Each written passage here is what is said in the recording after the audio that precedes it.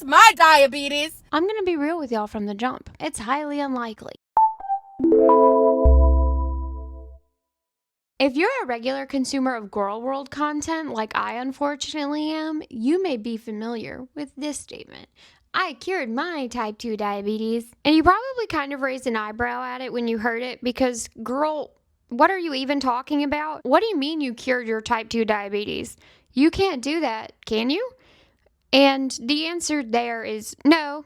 You can't. You, like, a little bit can, but mostly you can't. In order for us to understand if you can cure your own type 2 diabetes, even though I did kind of just let you know that you cannot, we need to understand what type 2 diabetes really even is. I'm getting this information from the Temple University Hospital's website. Philly mentioned, go Birds. And let's educate ourselves, shall we? According to Temple Health, diabetes is a chronic condition that causes a person to have too much glucose or sugar in their bloodstream after they eat. Temple does not have an in-depth description on how diabetes impacts the body, so for this information, I had to go to the Mayo Clinic. Basically, when a person without diabetes eats, their body stores some sugar for energy later on and uses some right away. We use sugar by releasing it into our bloodstreams, and we store sugar by keeping it inside of our cells. Specifically, sugar is stored in our muscle cells, our liver cells, and our fat cells. When our body notices that there's sugar in our blood, it signals for our pancreas to release a hormone called insulin. Insulin plays a very important role in helping our body to use sugar correctly. Insulin helps our cells to absorb the sugar that we are storing away for later, which then reduces our blood sugar, which then signals our pancreas to stop or slow the release of insulin. It's a cycle. It's part of the digestive cycle. I think it's part of the digestive cycle. I would assume it's part of the digestive cycle, but it might not be. In a person with diabetes, this cycle doesn't work quite as well as it really should. Type 2 diabetes is caused by insulin resistance, which is what we call it when a person's cells are kind of immune, for lack of better word, to insulin. Because their body is resistant to insulin, the sugar from their food does not enter their cells correctly, and too much sugar hangs out in their bloodstream, causing high blood sugar. High blood sugar signals for the pancreas to release more insulin, and when the pancreas releases more insulin, it can get overworked. This sort of chronic overworking of the pancreas can lead for the cells in the pancreas that make insulin to become damaged, and over time, they might not be able to meet the body's insulin needs, and this can lead to some very serious risks. Diabetes carries the risk of a lot of very serious complications. Complications in this context would be the disease or condition that's caused by another primary disease or condition. So that would mean that you have developed a new disease or issue secondary or caused by the primary disease or issue, which would be diabetes, particularly in this case type 2 diabetes. Common complications from type 2 diabetes include damage to the heart and the vasculature, which is the fancy name for your veins, nerve damage in your arm and your legs, and this is called neuropathy. It is nerve pain and nerve damage, and it is incredibly painful from what I understand. I don't myself have it. Kidney problems can be caused by type 2 diabetes. Many eye and vision disorders, up to and including blindness, can be caused by type 2 diabetes. Dementia can potentially be, there's the train. Anyways, many eye problems can be caused by type 2 diabetes, and these can include problems that can cause blindness. So blindness can be caused by type 2 diabetes. Dementia can potentially be caused by type 2 diabetes. Type 2 diabetes can cause slowed healing and skin issues, including bacterial and fungal infections. Type 2 diabetes is really serious stuff. It's no joke. It's nothing to sneeze at. Personally, my great-grandfather died of complications due to type 2 diabetes. He had his toes amputated, and then he had his foot amputated. And then, if I'm remembering right, he had his leg below the knee amputated. And he still died of type 2 diabetes, and this was all within the span of a few months. It progressed extremely quickly, and it's a terrible disease. I live in fear of this illness. Limb loss is extremely common in type 2 diabetes patients, particularly the feet or the leg below the knee. When I worked at a senior center in Philadelphia, much of our health education programming revolved around diabetes because I worked at a senior center in North Philadelphia, and North Philly experiences higher rates of diabetic amputation comparatively to the rest of the country, which means that per person, North Philadelphia sees more diabetic amputations than just a random sample of Americans of the same demographics. Philly mentioned, go birds. So now we know how type 2 diabetes works, and we know how type 2 diabetes impacts the body. We understand how it develops over time due to insulin resistance. So let's quickly get into what factors can lead to type 2 diabetes before we discuss whether or not it can possibly be cured. Back to Temple Health now for our information. Type 2 diabetes does not have any one specific cause. I know that you are sitting there and you're like, actually, type 2 diabetes is caused by obesity. And it isn't. It is, but it isn't. There's no one cause, but there are a variety of risk factors. The most widely known and commonly accepted risk factor by the general public is obesity or being overweight. But just to go back to my personal example, my great-grandfather, who did die of type 2 diabetes, was never overweight. Quite the opposite. He was rail thin his entire life. I do very distinctly remember one time being at their home and watching him just drink buttermilk out of the carton, and that is not a healthy habit to be in, nor is it one I understand, because buttermilk, I don't know if you've ever tasted it, but it's not drink it right out of the carton good. I would argue that it's not really good by itself at all, and that it's really only good as part of something else. But that stuck with me. I did like going over there as a child because, one, my cousin lived with them. She had a Nintendo 64, and I did not have one. They were quite old at the time also. This is like 2003, 2004. She had a Nintendo 64. It's not like this was like the cutting edge. I'm only 30. I thought that her Nintendo 64 was very, very cool at the time when the Wii was about to make its debut and when we were still pretty solidly in the GameCube era. But anyways, they had a Nintendo 64, and it was cool. I was not allowed to play with it, but I was allowed to watch her play with it. She set that rule. An adult did not set that rule. And they always had 2-bite cupcakes. They always had snacks, junk food, which could not have helped. Could not have helped.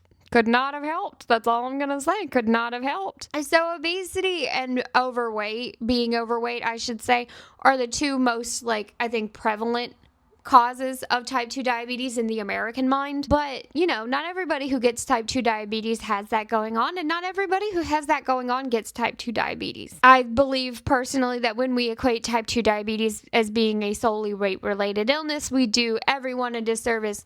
We write off obese people as probably having had it and use that to explain away a lot of their other issues, and we assume that somebody who is thinner likely does not or could not have that disease. And they might not get treated for it when that's what they need. Other prominent risk factors for developing type 2 diabetes include genetics, race.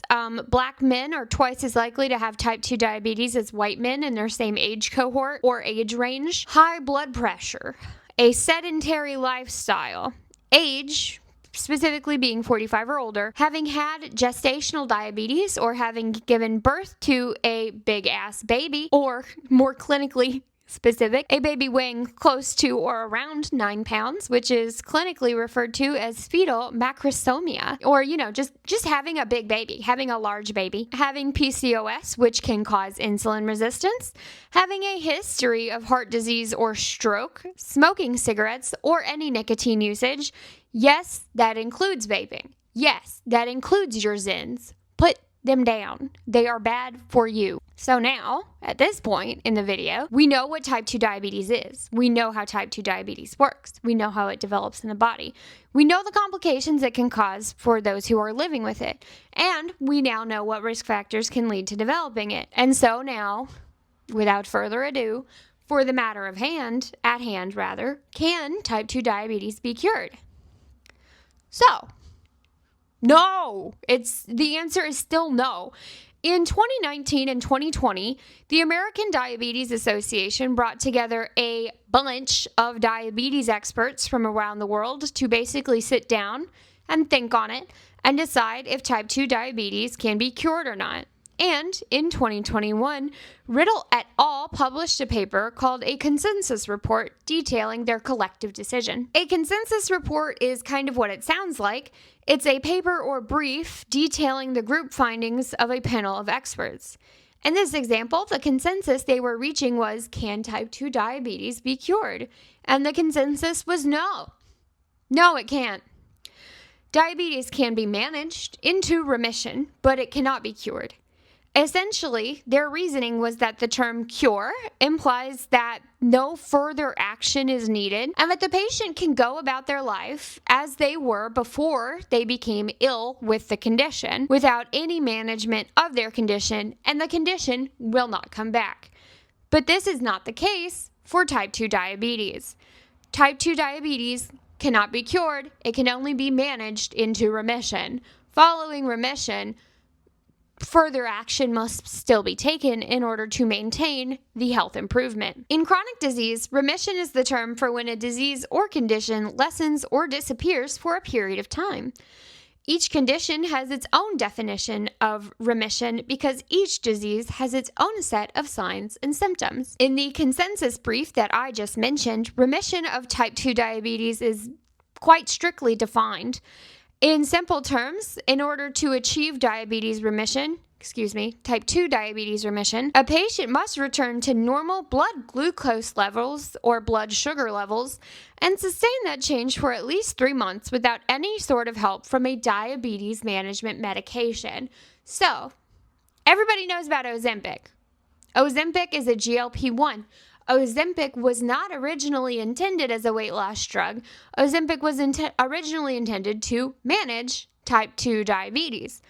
In order to achieve remission, were I diagnosed with type 2 diabetes, God forbid, but in order to achieve remission, I would need to return to normal blood sugar levels and stay at normal blood sugar levels without spikes or without significant spikes for at least 3 months without any sort of help in doing so from, in this example, Ozempic, from any sort of diabetes medication. I was curious personally if it was possible to achieve remission without ever having taken medication in the first place because per Rosee, she cured her own type 2 diabetes, which I think really strongly implies that she did so without the assistance of medication or healthcare practitioners in general. So, is that possible to do?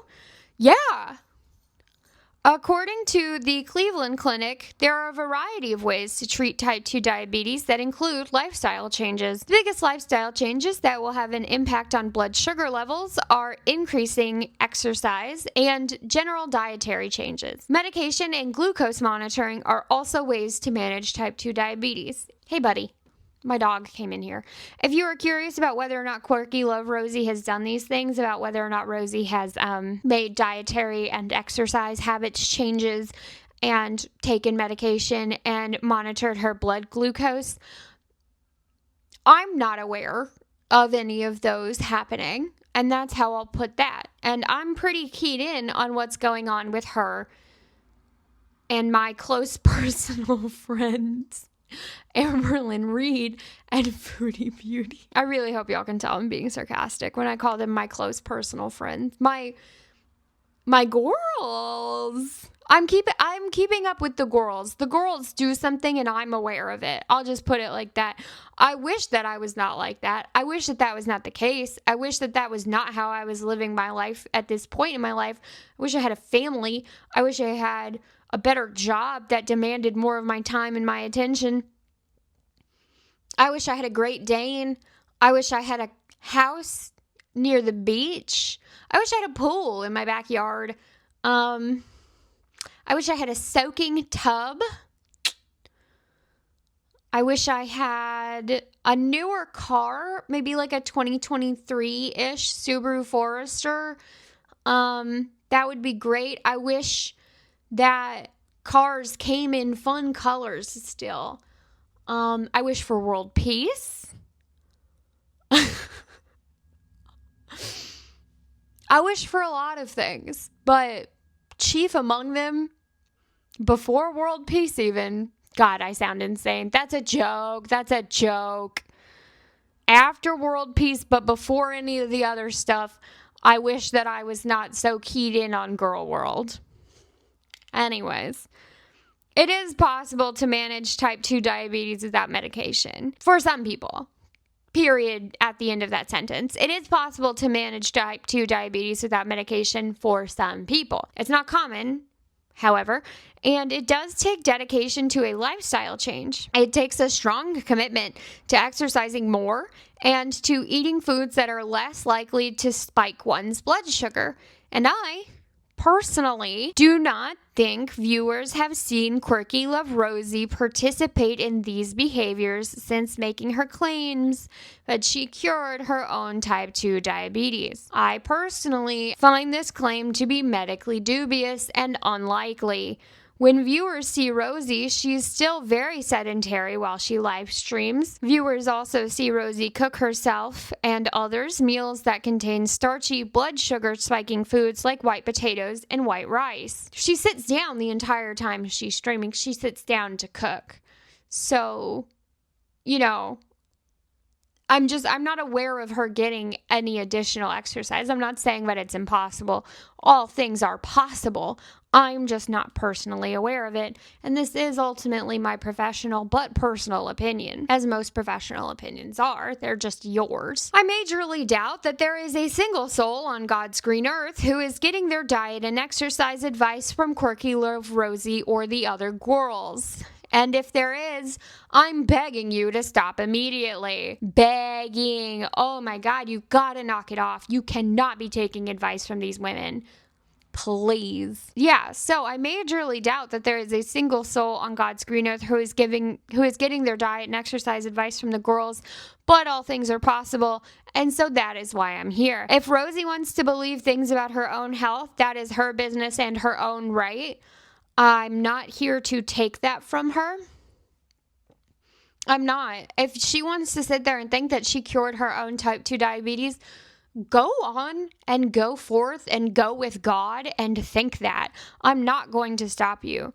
But Rosee has a platform on which she spouts medical misinformation, and I'm here to clear that up. If you have type 2 diabetes or have been told by your doctor that you are pre-diabetic, I strongly implore you to work with your care team and with your loved ones to manage your weight, diet, and exercise to the best of your ability. I am not exaggerating when I say I have seen this particular disease, wreak havoc on my family, and that I live in fear of developing it myself. I underwent weight loss surgery specifically to improve my health because I'm keenly aware of the weight my great-grandmother was when she died. I avoid cooking myself Southern food despite wanting it and deeply missing it now that I live in Pennsylvania because I know that it is a cuisine full of foods that are best left as sometimes foods. No, it is not possible to cure your own type 2 diabetes. No, it is not possible to cure type 2 diabetes at all. Once you have it, it is something you will live with for the rest of your life. When it comes to type 2 diabetes, the best thing you can do for yourself and for your health is to try and prevent it through positive health behaviors such as a varied, vegetable-dense, fiber-rich diet and getting at least 150 minutes of moderate to intense exercise per week. Personally, I like to try and make sure that I walk at a brisk pace at least 30 minutes a day. I have 2 dogs, one of which is a husky, so it's usually pretty easily achieved because if I don't do that, I'm going to have a 35-pound thing in my house that screams at me. And yes, I know that 35 pounds is small for a husky. She's a petite lady, all right? She's a skinty legend, and there's nothing I can do about it. And she's not even skinty. She's just short. I don't know. She's the runt of her litter. I don't know. I don't know why she's so little. She's 7 years old. Everybody still thinks she's a puppy. She's the perfect dog, by the way. Anyways, thank you so much for watching this video. I really appreciate it. I consume a lot of Gorl World content against my own better judgment, and I I work as a health education specialist. I work in public health. When I'm paying attention, when I'm watching these videos, when I'm like listening to these claims that these women make, either they are receiving bad information or they are on levels of cope that are like completely unknown to me, and levels of cope that I have never experienced myself, despite like also having been very overweight at one point in my life and now still being like pretty overweight. But truly, as far as I'm aware, like unprecedented, phenomenal levels of cope, or they just really do not know what they're talking about. And it's fine to not know what they're talking about. It's fine to not understand health information or health conditions or like the finer points of the human body, which is an incredibly intricate thing full of lots of systems. And I do hours of research for each of these videos. It's fine to not understand that, but they do go on their platform where they have lots and lots and lots and lots of followers or lots and lots of people who are listening, and they spread this misinformation. I don't want to sit there and say that they're doing so intentionally, but either way, they get up there, they talk out of their asses, they say stuff that is not correct. And I just want to put the correct information out there in hopes that similar viewers to myself will see that, better understand what these women are talking about and how they're wrong, and also not fall victim to this medical misinformation in a time where we are being absolutely inundated with it, and it's really difficult to avoid. So if I can get on here and take half an hour out of my day and clear up the fact that no, you cannot cure your own type 2 diabetes, please do not attempt to do so. Things could go very poorly for you. I'm happy to do so. I also find it fun. So there's that. And, brushing up on some skills, keeping sharp. I don't mind doing it. But that is it for this video. Thank you so much for watching up to this point. My channel art was done by my very talented friend Randanopteryx. I will link their socials below. And my channel intro and outro stinger were made by another very talented friend of mine. And I will link his information in this description as well. And feel free to subscribe if you're interested in seeing more, how shall I put it, more